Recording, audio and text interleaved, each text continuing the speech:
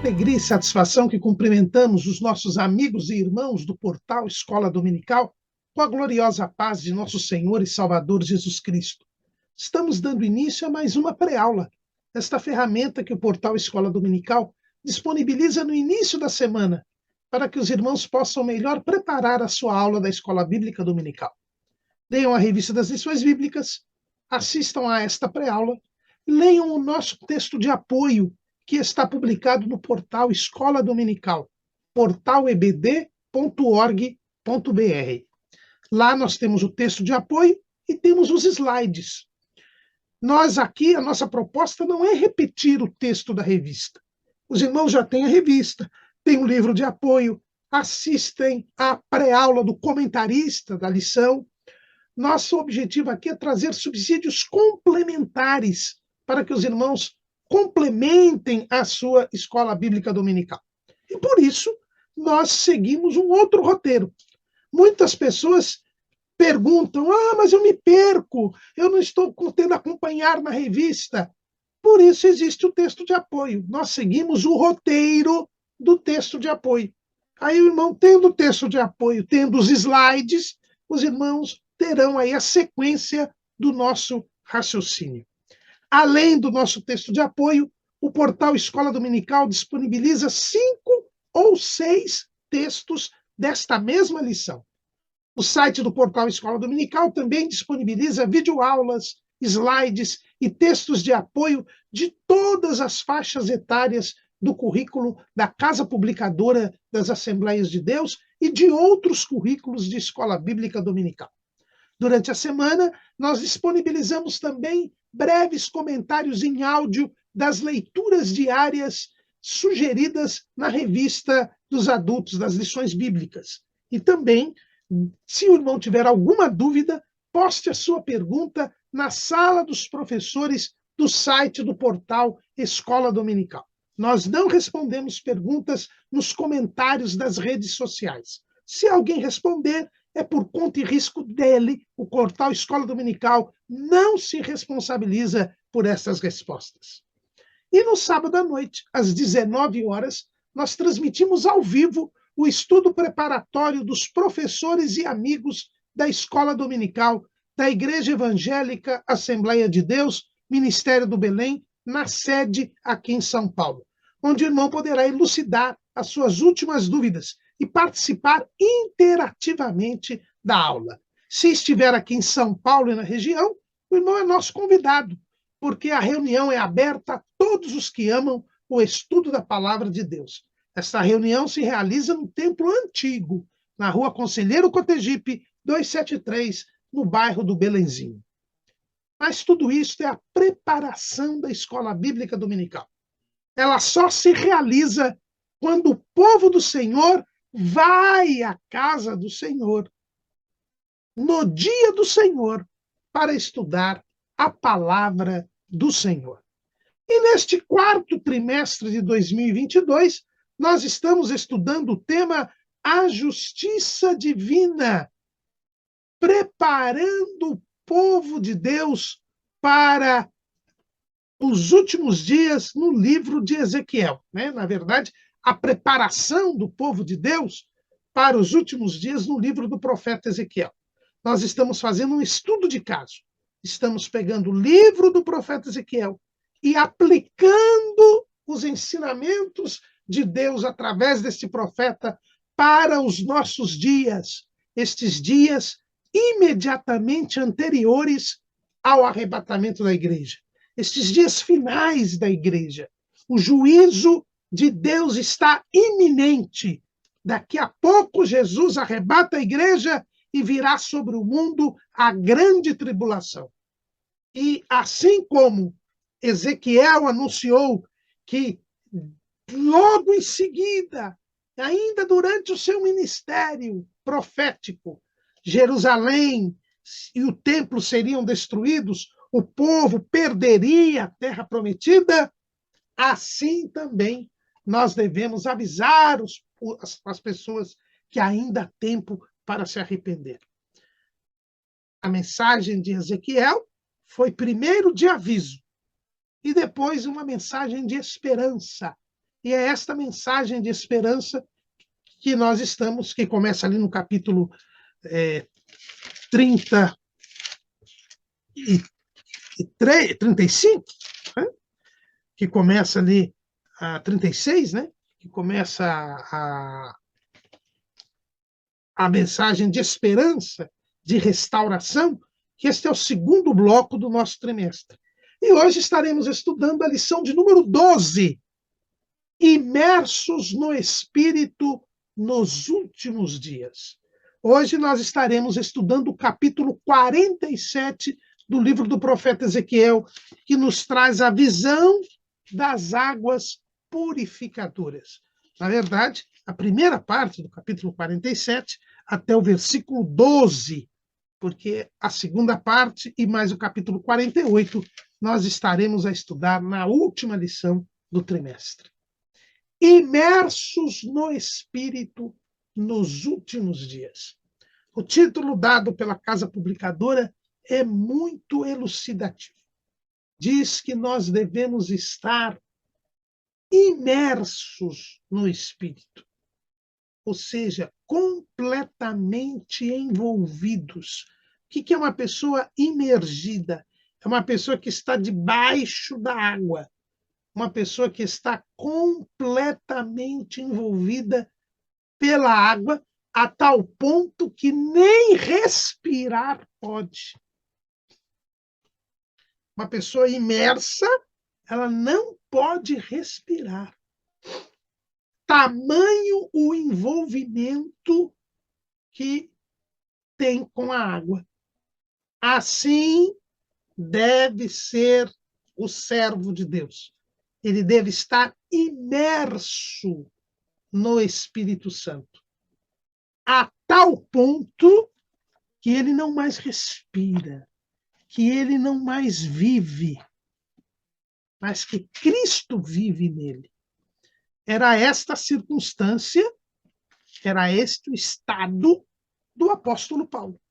Lá em Gálatas, capítulo 2, ele diz: já estou crucificado com Cristo, e vivo não mais eu, mas Cristo vive em mim. E a vida que agora vivo na carne, vivo-a na fé do Filho de Deus, o qual me amou e se entregou a si mesmo por mim. É este o nível que nós devemos estar. Estar imersos no Espírito Santo. E o Espírito Santo nos leva a glorificar a Cristo, nos leva a amar a Cristo, nos leva a viver em Cristo e Cristo viver em nós. E isto é absolutamente necessário para quem serve a Deus, principalmente nos últimos dias. Estes dias que nós vivemos, quando o amor de quase todos se esfriará, quando há apostasia espiritual, quando os muitos se apostatam da fé, quando muitos se desviam da fé, este é um momento em que, como nunca antes na história da humanidade, nós precisamos estar imersos no Espírito Santo. E é este o grande problema.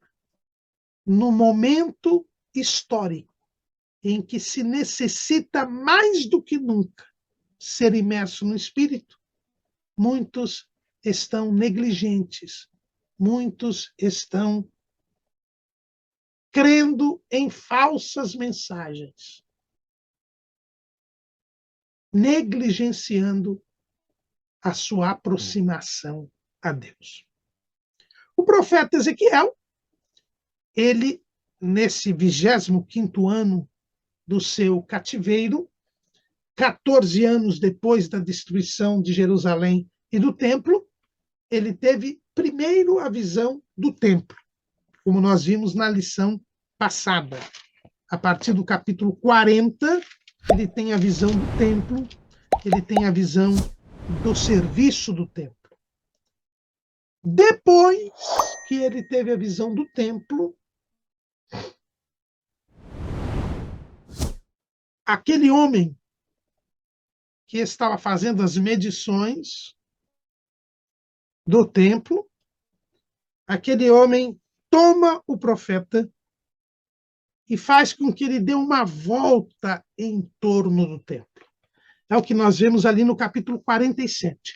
Depois disso, me fez voltar à entrada da casa. E eis que saíam umas águas de debaixo do umbral da casa para o oriente, porque a face da casa olhava para o oriente. E as águas vinham de baixo, desde a banda direita da casa, da banda do sul do altar. E ele me tirou pelo caminho da porta do norte e me fez dar uma volta pelo caminho de fora, até a porta exterior, pelo caminho que olha para o oriente.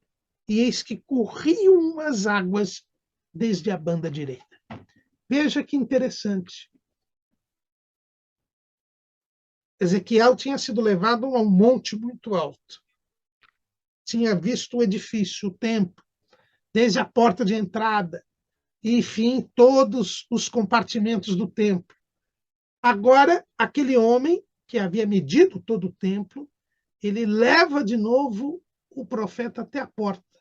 E aí ele percebe que debaixo da casa, justamente do lado oriente, do lado leste, de onde veio a glória de Deus que encheu a casa, saíam águas. Havia uma fonte de águas. E dali saíam estas águas. Ele não tinha prestado atenção nisso ainda. Ela saía de debaixo do umbral da casa. De debaixo do alicerce da casa. Algo como que escondido. Algo como que imperceptível. Mas estas águas saíam da casa. E agora, o homem que tinha aparência de cobre, de bronze, ele leva o profeta para ele notar estas águas. Elas vêm do Oriente. Elas vêm de onde vem a glória de Deus. Estas águas têm origem em Deus. E estas águas, elas devem ser entendidas em dois aspectos.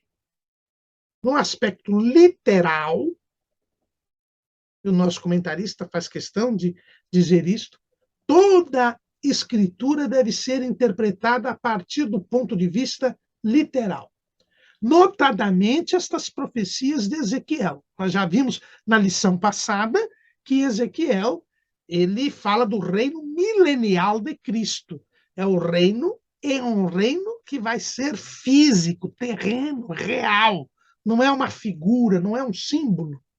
É verdade que as passagens proféticas nas Escrituras sempre são mais simbólicas, sempre são mais figurativas, mas a Bíblia deve ser interpretada, num primeiro momento, de forma literal. E aqui, essas profecias de Ezequiel, a respeito da restauração de Israel, desde o começo, onde há uma descrição de uma guerra, não há por que nós não vermos o fato literalmente. E a existência hoje de Israel entre as nações como um país é a prova indelével de que não tinham razão aqueles que só viam a restauração de Israel como algo figurado ou como um símbolo da igreja. Os fatos históricos comprovam que a interpretação literal é a correta, porque é isso que está se cumprindo. Então, deixemos de lado os chamados amilenistas, que por milênios, por incrível que pareça, dominaram a interpretação na igreja cristã, mas estavam equivocados. porque são meros homens. E há a palavra de Deus que permanece para sempre, e Deus vela pela sua palavra para cumprir, e a existência de Israel hoje é a maior prova de que a correta interpretação das Escrituras é dada pelos milenistas pré-tribulacionistas. O profeta Ezequiel, ele vê estas águas. Então, estas águas realmente vão existir no milênio. É uma realidade geográfica. E isso nós iremos falar no final da aula. Mas também há uma simbologia, há um lado espiritual que deve ser entendido.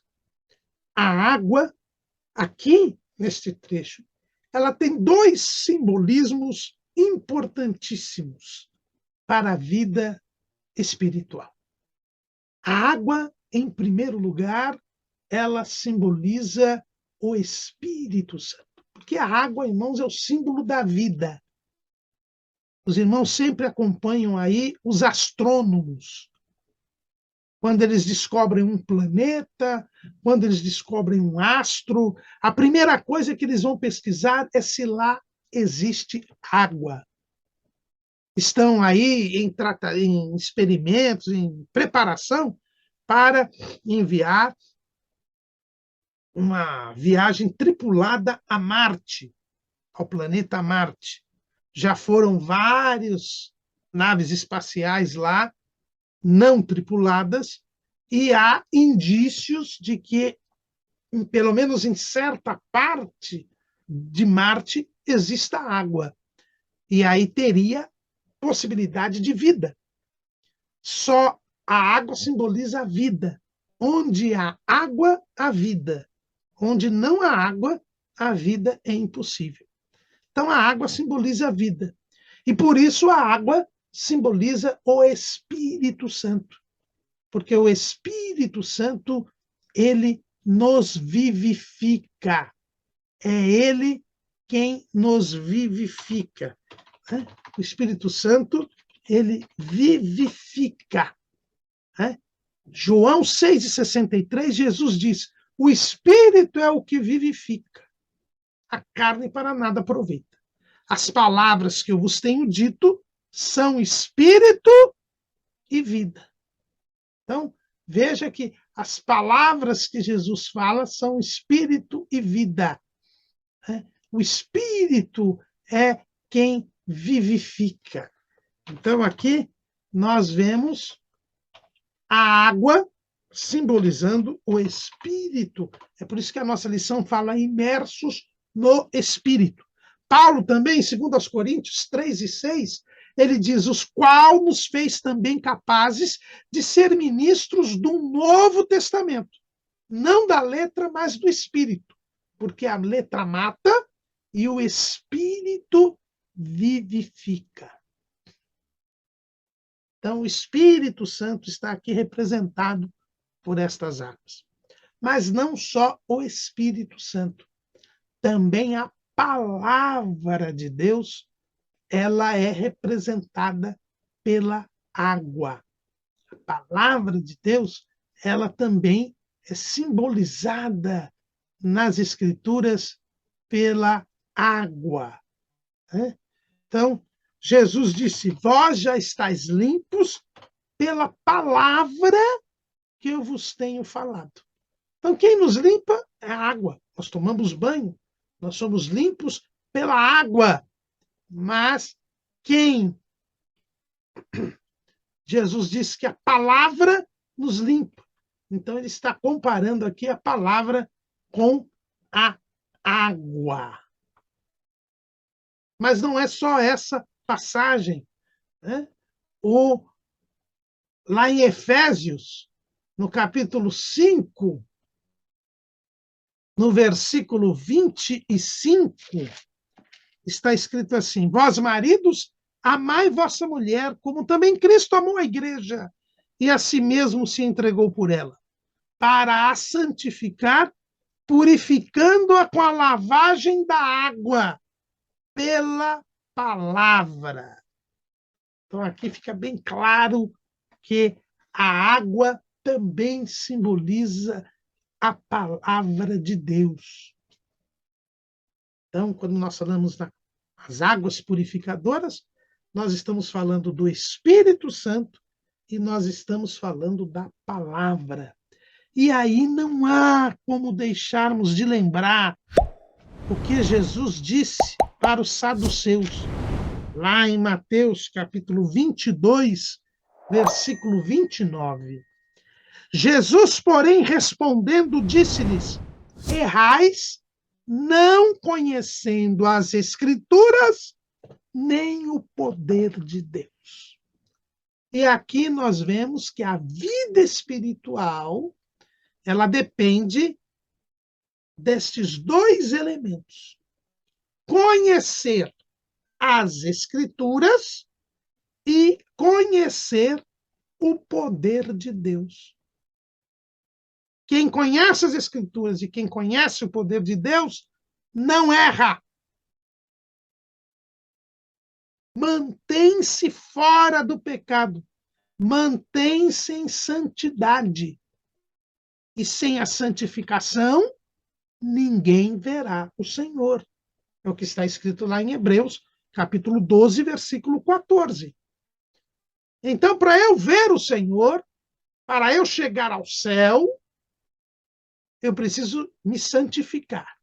E para eu me santificar, eu preciso não pecar, não errar. E eu não erro, diz Jesus, se eu conheço as Escrituras, se eu conheço o poder de Deus. Então, estas águas purificadoras que foram vistas pelo profeta Ezequiel nos falam destes dois elementos da vida espiritual. Você estará no rio da vida, você estará caminhando para o céu, você estará em comunhão com Deus, se estiver imerso no Espírito e na palavra. Se você estiver envolvido pelo Espírito Santo, pelo poder de Deus, que estas águas representam, se você estiver envolvido com a palavra de Deus, comprometido com a palavra de Deus, que estas águas também representam. Então, estas águas, elas representam tanto o Espírito Santo quanto a palavra de Deus, além de terem de ser interpretadas literalmente. Estas águas surgirão na terra de Israel na época do milênio, como nós haveremos de ver. Tanto a palavra quanto o Espírito Santo têm origem em Deus. Nós vimos que esta água vem do templo de Deus, vem da habitação de Deus. Nascem por onde entrou a glória de Deus no templo. O Espírito Santo, ele é Deus, mas ele veio até nós do Pai e do Filho. Veja lá em Lucas, capítulo 24, versículo 49, que nos diz assim: e eis que sobre vós envio a promessa do meu Pai. Ficai, porém, na cidade de Jerusalém, até que do alto sejais revestidos de poder. Lá em João 14 e 16, Jesus disse: e eu rogarei ao Pai, e ele vos dará outro Consolador, para que fique convosco para sempre. O Espírito de verdade, que o mundo não pode receber, porque não o vê nem o conhece. Mas vós o conheceis, porque habita convosco e estará em vós. Então, veja que o Espírito Santo vem do Pai e do Filho. Aliás, eis aqui uma das primeiras discussões, né, com relação ao chamado credo apostólico, né, um dos primeiros credos da Igreja, e a discussão que houve e que é um racha que existe entre a Igreja ortodoxa e a Igreja Romana, porque no credo niceno-constantinopolitano está escrito que cremos e no Espírito Santo, o Senhor e vivificador, o que procede do Pai e do Filho. Essa expressão "e do Filho" não é aceita pelos ortodoxos, mas é bíblica, né? O Pai e o Filho. Eu rogarei ao Pai e ele vos dará, né? Eis que vos envio a promessa do meu Pai. Então, o Espírito Santo ele veio do Pai e do Filho, sendo Deus também. E a palavra também tem origem em Deus, né? A palavra de Deus também tem origem em Deus. Lá no Salmo 68, versículo 11, primeira parte, o Senhor deu a palavra. A palavra é de Deus. Então, as águas, elas têm origem no lado oriental, precisamente debaixo do umbral da casa. Elas nascem no templo, elas nascem de onde veio a glória de Deus. Por isso que nós temos que ser obedientes à palavra. E por isso que nós temos que buscar o Espírito Santo, porque eles têm origem em Deus. Quem quer ter comunhão com Deus, quem quer ter vida, e vida nas Escrituras é comunhão, nunca pode abrir mão do poder de Deus e das Escrituras.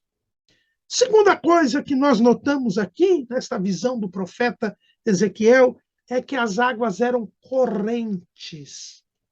Nós estávamos num rio, nasce a fonte, as águas são correntes.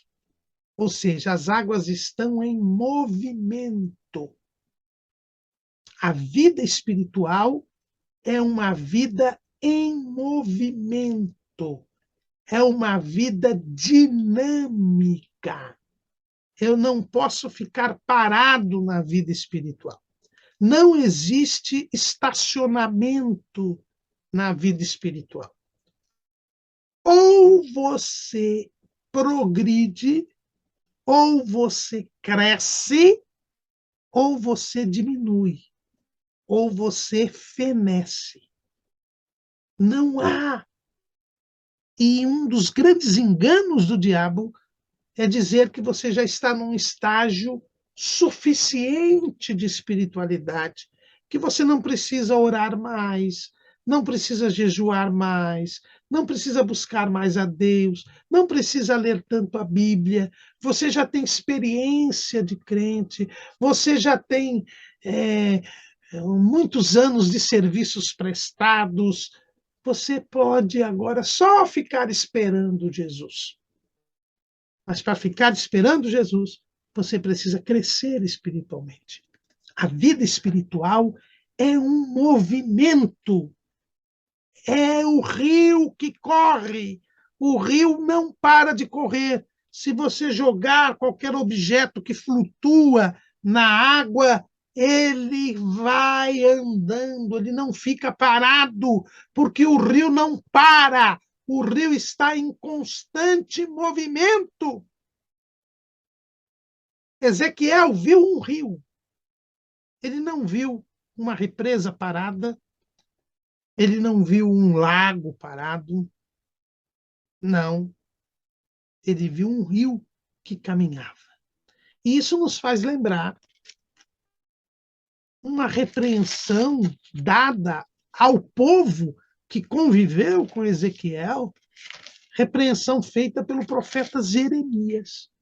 O profeta Jeremias, lá no início do seu ministério, ele trouxe uma mensagem muito forte para o povo, né?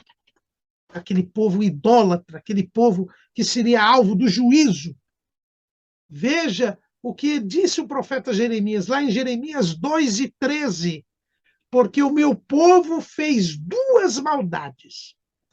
A mim me deixaram o manancial de águas vivas e cavaram cisternas, cisternas rotas que não retêm as águas. Aqui o profeta, ele compara a vida espiritual deprimente dos judaítas, que são a geração de Ezequiel, a geração que perdeu a terra por causa da idolatria, por causa da impenitência, a geração que foi alvo do juízo de Deus. Por quê? Porque eles deixaram o manancial de águas vivas, a fonte corrente, que era o próprio Deus, e trocaram aquilo por cisternas, né? As cisternas são uma espécie de poço, né? Açude, lá esse pessoal do Nordeste aí conhece bem, né? Uma represa, né? Eles trocaram a vida espiritual corrente por uma segurança espiritual ilusória. E veja que a cisterna, além de não ter água com movimento, ela não reteve as águas. As águas se foram. Eles ficaram só com a lama do pecado. É isso que acontece quando alguém quer estacionar espiritualmente. As águas se vão e ele fica apenas no lamaçal do pecado. A vida espiritual é dinâmica. Dinamis é exatamente a palavra usada pelo Senhor Jesus ao ministrar, ao dizer a respeito do revestimento de poder. E recebereis a virtude do Espírito Santo, que há de vir sobre vós. A palavra virtude aqui é dinamis. O Espírito Santo, ele é dinâmico. Nós temos que estar sempre nos aproximando de Deus. Sempre nos aproximando. Asaf, no Salmo de número 70, vou procurar aqui, 73 e 28, ele diz assim: mas para mim, bom é aproximar-me de Deus. Então, ele estava sempre se aproximando de Deus. E esse é o movimento que nós devemos ter. Cada dia buscando mais a Deus, cada dia lendo as Escrituras, cada dia buscando o poder de Deus. É um rio que vai em direção ao céu. Tem origem em Deus e termina em Deus.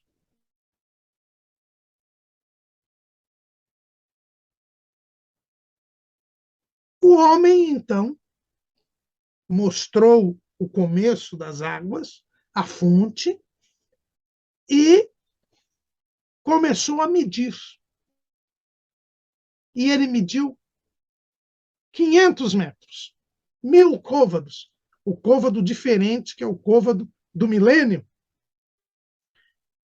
e mandou que o profeta entrasse nas águas. É preciso que nós entremos no rio de Deus. É preciso que nós nos coloquemos à disposição dele. Veja que não basta ficar olhando as águas. É preciso ter contato com elas. Jesus falou em conhecer as Escrituras e conhecer o poder de Deus. Conhecer as Escrituras, conhecer o poder de Deus, é ter contato. Não se esqueça que para a cultura hebraica, conhecer significa intimidade. Tanto que o relacionamento íntimo entre marido e mulher é chamado de conhecer. Eu preciso ter contato, ter experiência com o poder de Deus. Preciso ter experiência com a palavra de Deus. O profeta teve que entrar nas águas, teve que molhar os seus pés. Molhe os pés na palavra. Medite na palavra. Leia a palavra. Estude a palavra. É o que você está fazendo. Se você está vendo este vídeo, você participa da escola dominical. Se não participa, comece a participar. Tenha contato com a palavra. O homem mandou que o profeta entrasse no rio, que ainda não era um rio,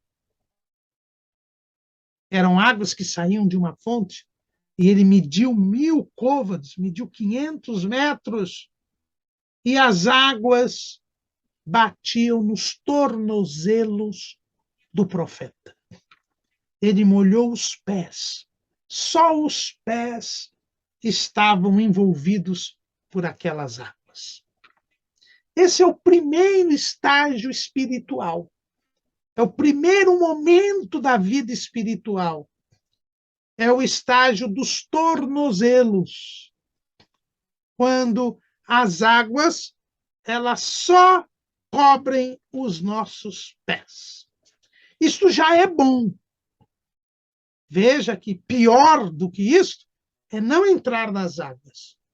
É não ter contato com as águas. É fundamental que você entre nas águas. E no primeiro momento nós estamos no estágio dos tornozelos. O estágio dos tornozelos, né, nos fala o quê? Só os pés estão nas águas. Os pés nos falam do andar, do caminhar. Os pés dão a direção da nossa vida. Então, os pés, o estágio dos tornozelos, falam daqueles que andam segundo o Espírito, que andam na direção de Deus, que são guiados pelo Espírito Santo. E isto é importante. A salvação depende deste andar segundo o Espírito.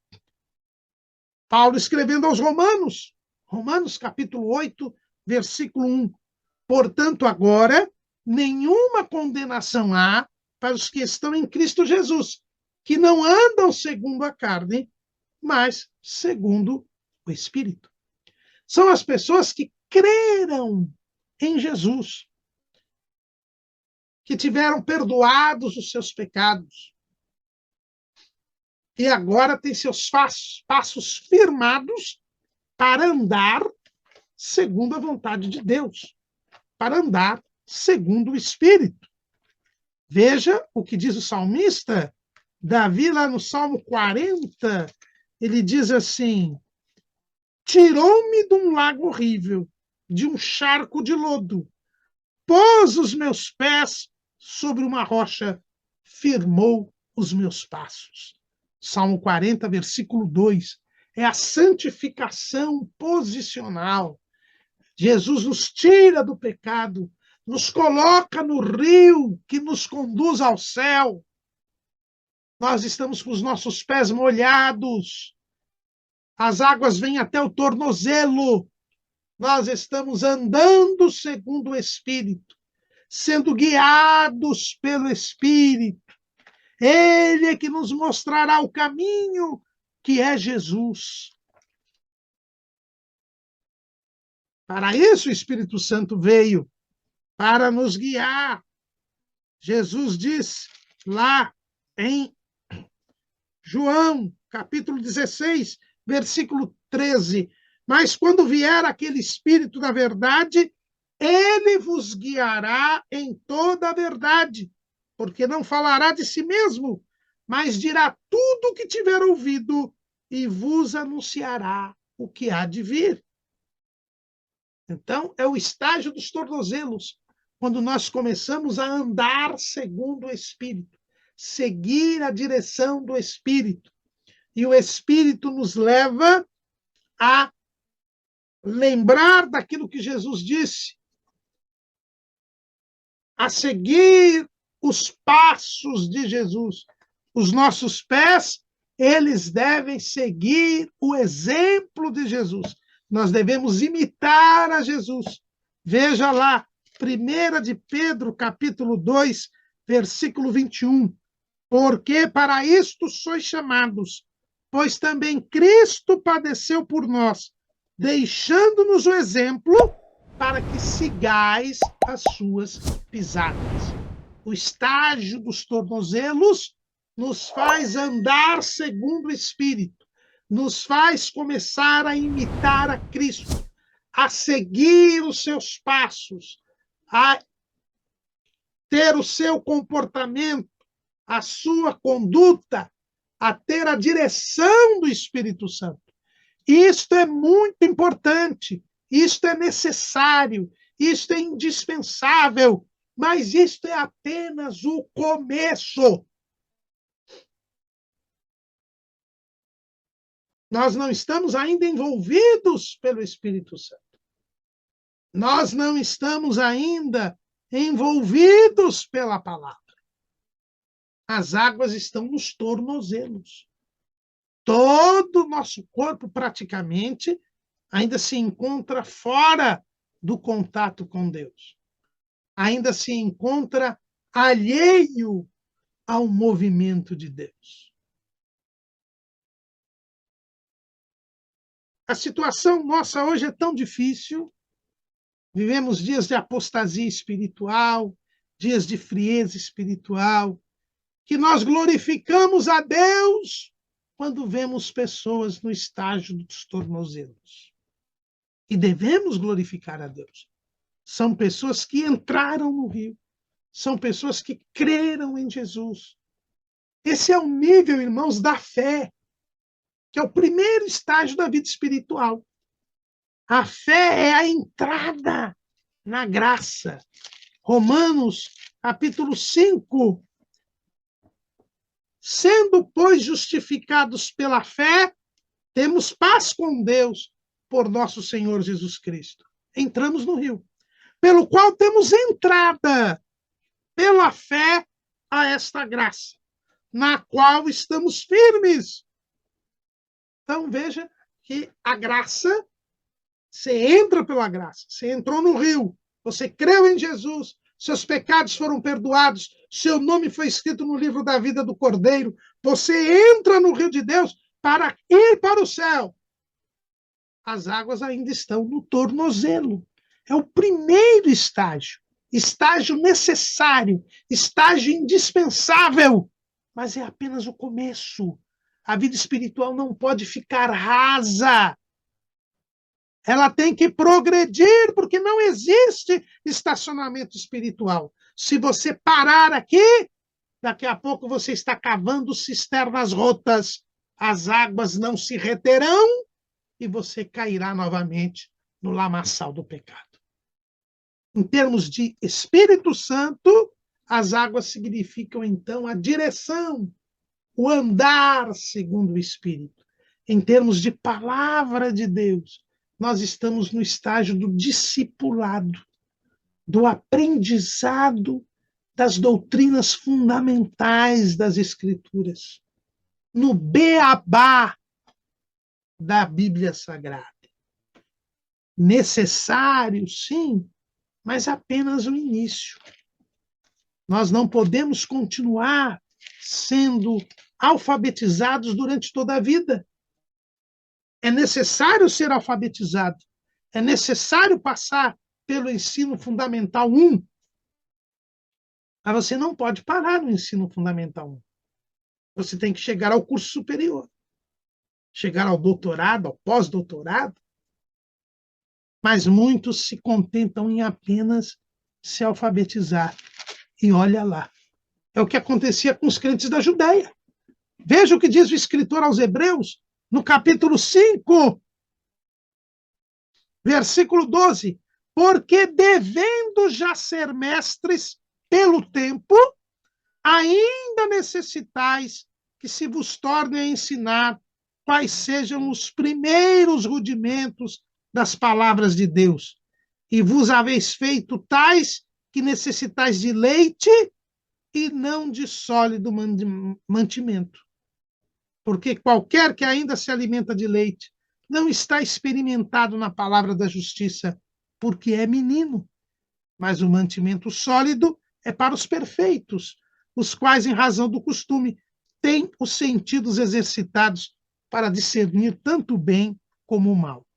Pelo que, deixando os rudimentos da doutrina de Cristo, prossigamos até a perfeição, não lançando de novo o fundamento do arrependimento das obras mortas e de fé em Deus, e da doutrina dos batismos, e da imposição das mãos, e da ressurreição dos mortos, e do juízo eterno.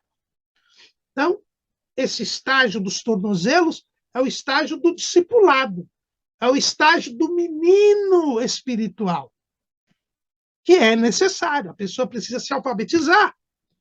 Ninguém será pós-doutor se não tivesse alfabetizado antes. Mas ninguém deve ficar na alfabetização. Esse é o nível do discipulado, é o estágio dos tornozelos. E como nós estamos mal? Quem está neste estágio conhece doutrina da salvação, fundamento do arrependimento de obras mortas.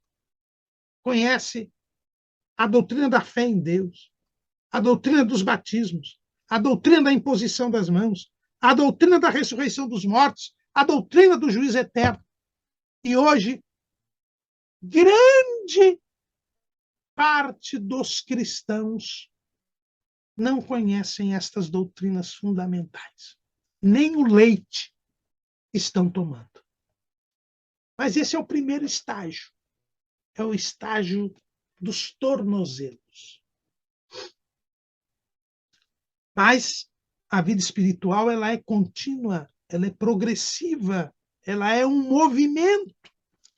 E aquele homem, então, mediu mais 1000 côvados, mais 500 metros, e mandou que o profeta caminhasse na correnteza do rio. E agora ele notou que as águas ficaram mais profundas. Irmãos, a vida espiritual é um constante aprofundamento nas coisas de Deus, no poder de Deus e na palavra de Deus. Eu tenho que me aprofundar a cada dia nas coisas de Deus. Não posso ficar no raso, não posso ficar na superficialidade. Infelizmente, nos dias que nós vivemos, nós estamos na superficialidade. As pessoas, elas não se aprofundam nas coisas de Deus. Elas não se dedicam mais às coisas de Deus. Pelo contrário, elas estão diminuindo o tempo da sua vida espiritual, da sua vida devocional. O mínimo que é orar 1 hora, o mínimo que é ler uma passagem das Escrituras, já não fazem. Cultuar a Deus? Eles cultuam no domingo à noite. Não vão à escola dominical. E quando tem ceia, e a ceia no sábado, já não vão à igreja no domingo. 2 dias na igreja. Eu costumo dizer por aí que criaram um novo pecado. É ir mais de um dia na igreja. Irmãos, acordemos para a realidade. Jesus está às portas. Não podemos cavar cisternas rotas. Devemos nos aprofundar no rio de Deus. Quando o homem mediu mais 500 metros, as águas se tornaram mais profundas e agora elas já davam nos joelhos do profeta. A água já estava nos joelhos do profeta. E aí nós temos o segundo estágio espiritual, que é o estágio dos joelhos. E agora, as águas nos joelhos representam o quê? Em primeiro lugar, os joelhos nós dobramos para nos prostrarmos diante de alguém. para nos submetermos diante de alguém. E aqui nós estamos no estágio da submissão a Deus. É um estágio da esperança. Nós passamos a esperar em Deus. Veja o escritor aos Romanos, o Paulo, né, que é o escritor aos Romanos, Paulo diz lá no capítulo 5, que nós lemos, pelo qual temos entrada pela fé a esta graça na qual estamos firmes e nos gloriamos na esperança da glória de Deus. E não somente isto, mas também nos gloriamos nas tribulações, sabendo que a tribulação produz a paciência, e a paciência a experiência, e a experiência a esperança. E a esperança não traz confusão. No estágio dos joelhos, nós passamos a trocar experiências com Deus. Através da tribulação, da paciência, nós adquirimos experiência, e a experiência nos ensina a esperar em Deus. Aqui tem o papel da provação. A provação é um meio pelo qual Deus nos leva a nos aprofundar na vida espiritual. Dê uma olhada no seu passado. Pare agora um momento. E você vai ver que as dificuldades surgidas na vida, as provas, fizeram com que você se aprofundasse no relacionamento com Deus. É levar você para o estágio dos joelhos, para você aprender a esperar em Deus, ter experiências com Deus. E o estágio dos joelhos nos fala da oração. É o momento em que passamos a dialogar mais com Deus. É o momento em que passamos a desfrutar, a compartilhar a nossa vida com Deus, a nos envolvermos com Deus. Não é apenas andar segundo o Espírito, ler a palavra, ouvir a pregação, ver o exemplo de Jesus e passar a imitá-lo, e passar a dizer, a fazer as coisas que estão escritas, que nós ouvimos, que Deus nos fala. Mas é nós tomarmos a iniciativa de irmos em direção a Deus, através da oração. É nós chorarmos aos pés do Senhor. É nós nos querermos saber o que Ele quer. Queremos saber os seus propósitos. Querer que Ele nos revele a sua vontade. Há um maior comprometimento. Há uma busca mais intensa. Nós começamos a ter uma vida de oração. Nós começamos a aumentar a nossa confiança em Deus. Nós começamos a esperar a palavra de Deus. Esse é o estágio dos joelhos, o estágio da esperança.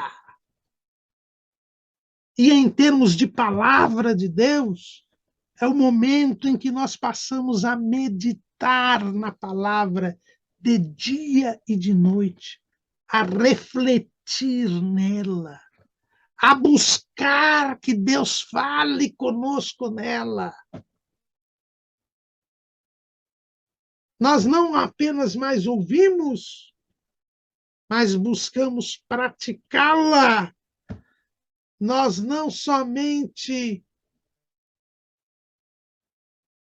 a estudamos, mas começamos a remoer o que lemos, a refletir, a meditar, a repetir sozinho.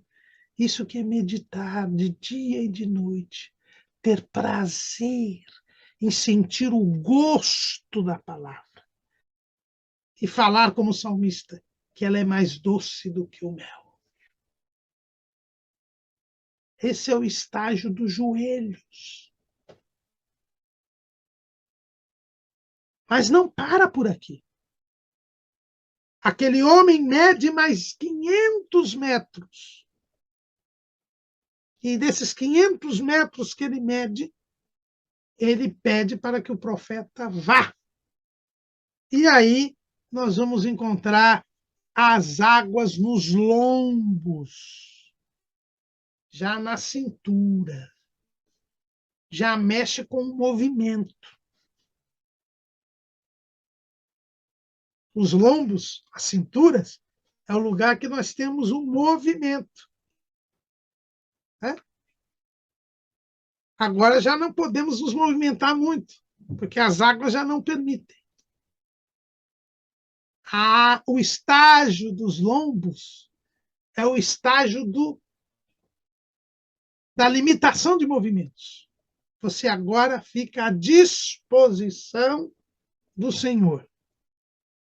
Você agora está na disposição do Senhor. É o estágio do serviço. Você passa a servir a Deus. Veja que na cintura, ela que mantém os movimentos. E Paulo, escrevendo aos Efésios, no capítulo 6, quando ele fala da armadura de Deus, ele diz, no versículo 14, estai, pois, firmes, tendo cingidos os vossos lombos com a verdade e vestida a couraça da justiça. Veja que os nossos lombos têm que ser cingidos com a verdade. É interessante, o lombo, que é a cintura, ela tem a ver com o nosso movimento, tanto que a nossa roupa ela tem que estar presa na cintura, para que ela não atrapalhe o nosso movimento. É por isso que os israelitas tinham que estar com os lombos cingidos para que saíssem apressadamente do Egito. Quando, após a morte dos primogênitos, Faraó deu a ordem autorizando o povo a sair, o povo saiu rapidamente. Por quê? Porque estava com os lombos cingidos. Porque quem tem os lombos cingidos, o seu movimento não é comprometido. Nós precisamos estar com os lombos cingidos com a verdade, com a palavra de Deus, para que não sejamos atacados pelo inimigo, para que não sejamos apanhados pelo inimigo, para que o inimigo não nos alcance. Veja que Faraó, logo em seguida, ele se arrependeu de ter libertado o povo.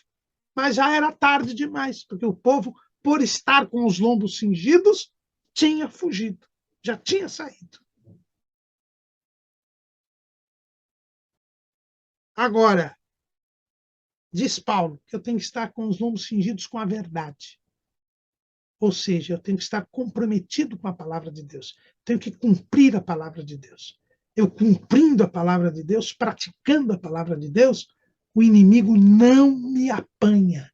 Eu não caio nas armadilhas nem nas ciladas do diabo. O Espírito da verdade. Eu tenho que me comprometer com a palavra de Deus. Cumpri-la, não apenas ouvi-la. E aí nada vai me impedir de servir a Deus. É este estágio do comprometimento com a palavra. E como eu estou comprometido com a palavra, eu me torno tanto sacerdote quanto soldado de Cristo. Veja que o sacerdote também tinha que ter os seus lombos cingidos de linho, dos lombos até a coxa.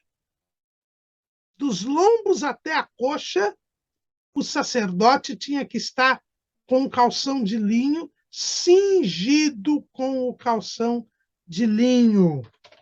Veja que o sacerdote, o linho fala da justiça dos santos. Está lá em Apocalipse, capítulo 19.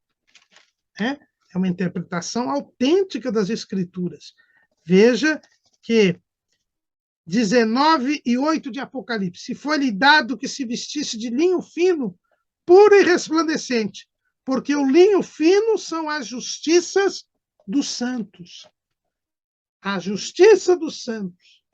Viver segundo a justiça, viver segundo a palavra, cumprir a palavra ser uma realidade na nossa vida. Aí nós temos o linho, né? O linho que fala do sacerdote. O sacerdote, as roupas do sacerdote eram de linho. E ele deveria estar com estas vestes de linho. Veja lá em Êxodo 28, 42. Faz-lhes também calções de linho para cobrirem a carne nua. Serão dos lombos até as coxas. Então, eu tenho que estar comprometido com a justiça, com a verdade. O apóstolo Pedro também falou dos lombos. Ele também falou de nós termos que cingir os lombos.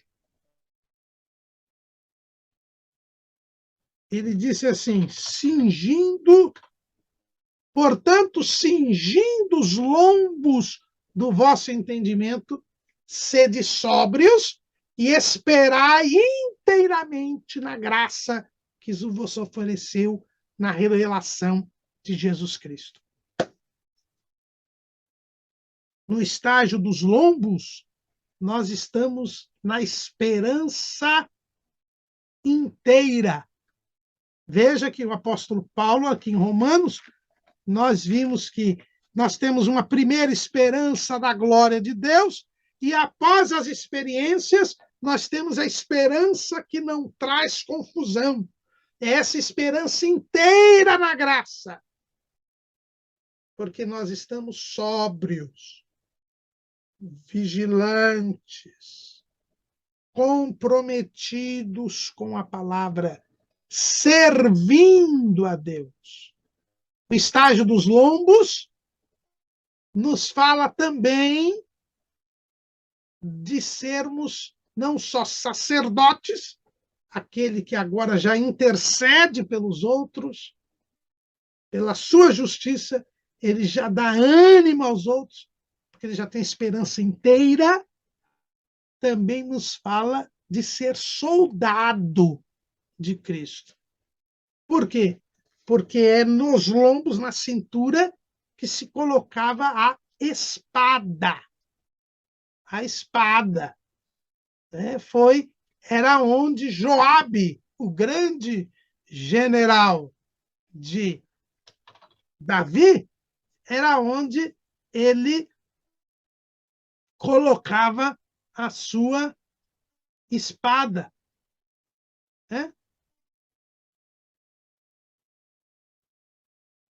Lá em 2 Samuel, vou procurar aqui.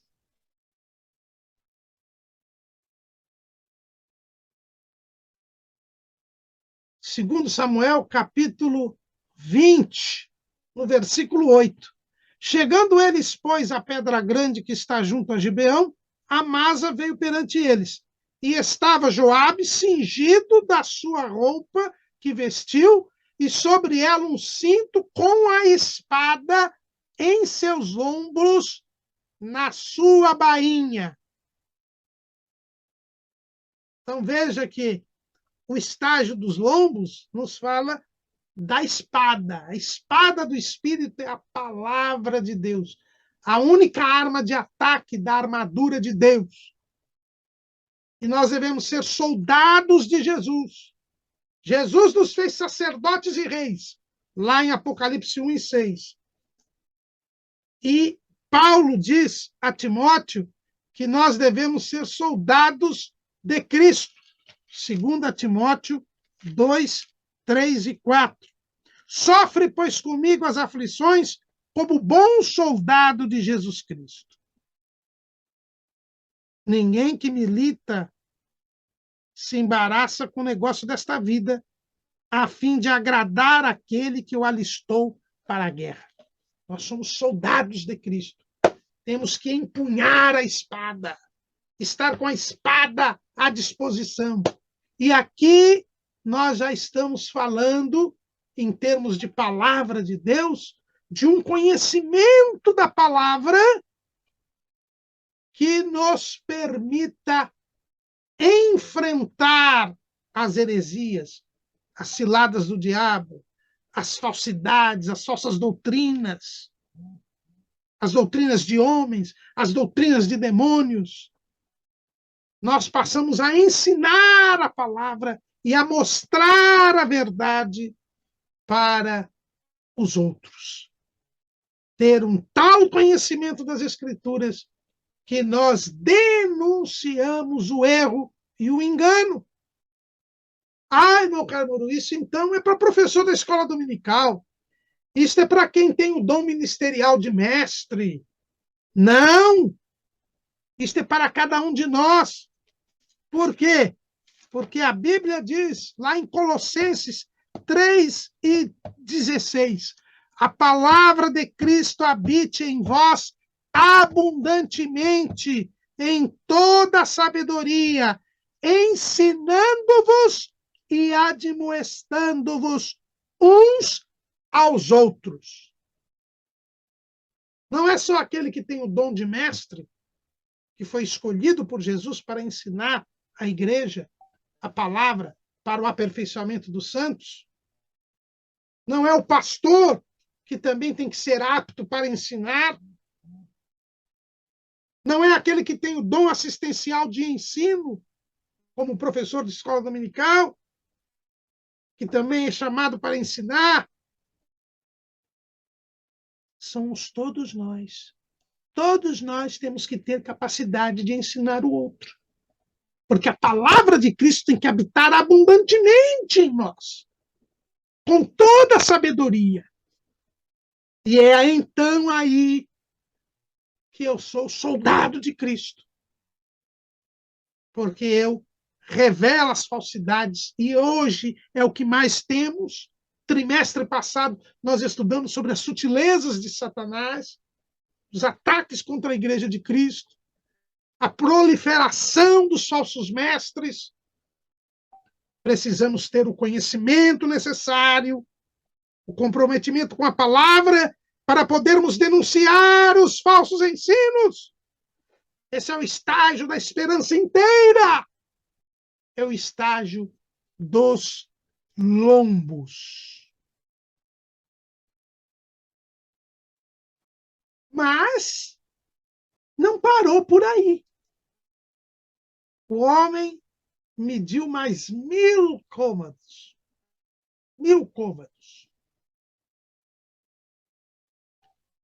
Mais 500 metros. E ele, então, mandou o profeta ir. E aí, como diz o povo, não deu pé. Ele não conseguia mais. As águas eram mais profundas do que ele. E ele foi obrigado a nadar.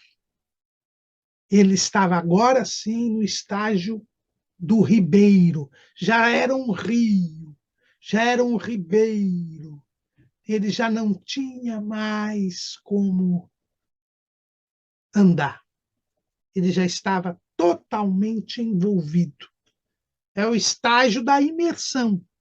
É o estágio do envolvimento total. É o nível do amor.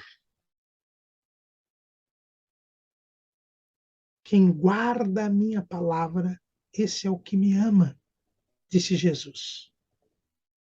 É aquele que não tem mais como se movimentar, que tem que seguir o curso do rio.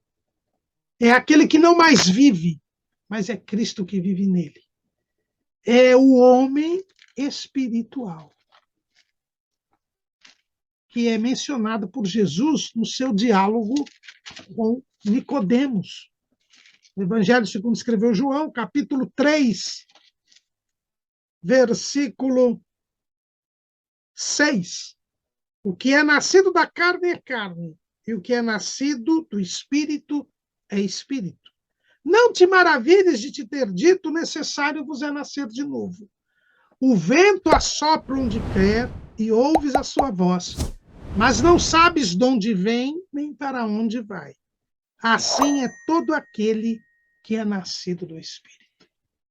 O profeta agora já não sabia para onde ia, porque estava no curso do rio, sem condições de resistir, sem condições de impedir. Ele nadava na direção do rio, e o rio levaria para onde quisesse. Esse é um estágio final da vida espiritual, que não é final, porque ele continua. É o estágio da imersão. Já não temos vontade própria. Quem quiser vir após mim, negue-se a si mesmo, tome a sua cruz e siga-me. Já não temos mais controle algum sobre nós. Não mais vivemos, nos negamos a nós mesmos. Seguimos a vontade de Deus. Estamos completamente envolvidos pelo Espírito Santo. Somos guiados por Ele, dirigidos por Ele. Só fazemos o que Ele quer. E em termos de palavra de Deus, é o estágio em que temos as revelações de Deus, em que a palavra de Deus é revelada a nós pelo Espírito Santo, em que entramos nas profundidades das riquezas de Deus. Como diz o apóstolo Paulo lá em Romanos, capítulo 11, versículo 33, ó profundidade das riquezas, tanto da sabedoria como da ciência de Deus.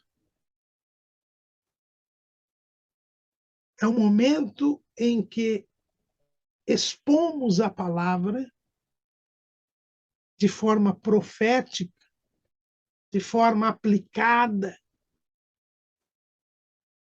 Quantas vezes nós não vemos o pregador pregando e depois alguém diz: Deus mostrou ao pregador a minha vida, mas ele só pregou a palavra, mas ele está envolvido pela palavra. E a palavra é dirigida a alguém de forma profética, reveladora, mas não inovadora. Vejam bem, irmãos. Não se trata de revelação de algo novo, não. A palavra está completa. As coisas reveladas são para nós. As não reveladas são para Deus. Deuteronômio 29, 29. Nós expomos a palavra, perscrutamos os tesouros da palavra, não inventamos nada. É Deus quem revela e aplica a palavra a nós e aos outros, porque estamos todos envolvidos por ela.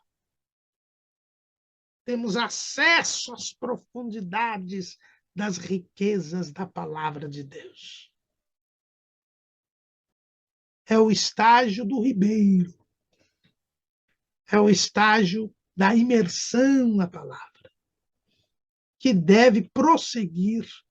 É o estágio do homem espiritual. E este estágio era tão grande que precisou o homem tirar o profeta e levá-lo de novo à margem do rio. Porque senão o profeta não conseguiria sair do rio. Ele estava na correnteza do rio. Mas o homem o trouxe de volta à margem do rio. E ali ele viu, à margem do rio, várias árvores.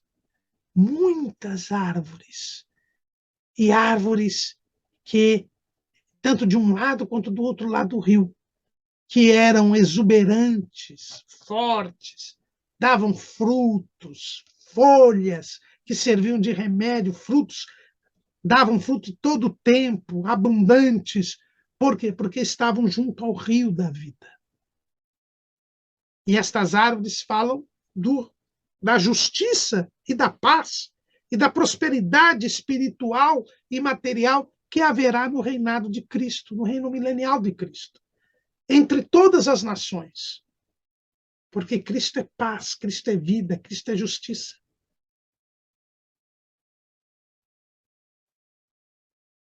Os justos, eles são como a árvore plantada junto a ribeiro de águas, disse o salmista, disse Jeremias. Nós seremos vigorosos e exuberantes se nos alimentarmos das águas purificadoras. E terminando a visão, Ezequiel é levado até o fim desse rio. E aí vem a parte literal do rio. Esse rio vai sarar o Mar Morto. O Mar Morto hoje é o lugar mais baixo da crosta terrestre, da Terra. E nós sabemos que o Mar Morto é o resultado da destruição de Sodoma, Gomorra, Adimá e Zeboim. Lá no livro do Gênesis, diz que antes dessa destruição, aquela região era como o jardim de Deus. Era muito fértil, tanto que Ló quis morar lá por causa das campinas verdejantes de Sodoma. Mas por causa do pecado, Deus destruiu aquelas cidades com fogo e enxofre. E aí surgiu o Mar Morto, que é um mar, se chama Mar Morto porque não tem peixe, não tem vida, por causa da sua alta salinidade. É a região mais baixa da Terra e uma região que não tem vida. É o símbolo de morte. É uma marca do pecado na natureza. Mas como Jesus veio destruir as obras do diabo, como Jesus veio restaurar a terra, um mar morto vai se tornar um mar vivo. Estas águas que saem do templo, deste monte alto, que vai surgir também com o milênio, vai levar vida para o Mar Morto. E o Mar Morto vai ser sarado. E vai ser um mar com tanto peixe que a atividade econômica preponderante ali será a pesca. As águas serão curadas, as águas serão saradas. Isto é literal. E hoje em dia já existem os bolaimes do Mar Morto. As pessoas não sabem explicar, mas estão surgindo buracos, crateras, junto ao Mar Morto, com água doce. Hoje as crateras são de água doce. No milênio, as crateras serão de sal. Haverá a inversão. E Deus está mostrando que brevemente o Mar Morto será sarado. Nós colocamos até no nosso esboço alguns vídeos a respeito deste assunto. Mais uma prova de que o pecado traz consequências para a natureza. A terra foi amaldiçoada por causa do pecado. E no milênio ela será restaurada. É por isso que precisa ter milênio, irmãos. Porque Jesus veio destruir as obras do diabo.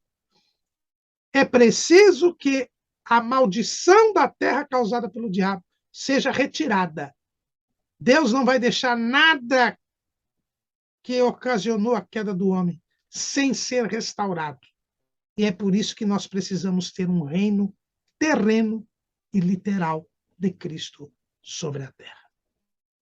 O rio de Deus está aí à nossa disposição. Entremos nele, mas não fiquemos nos tornozelos, nem nos joelhos, nem nos lombos, mas cheguemos ao estágio do ribeiro. Amém.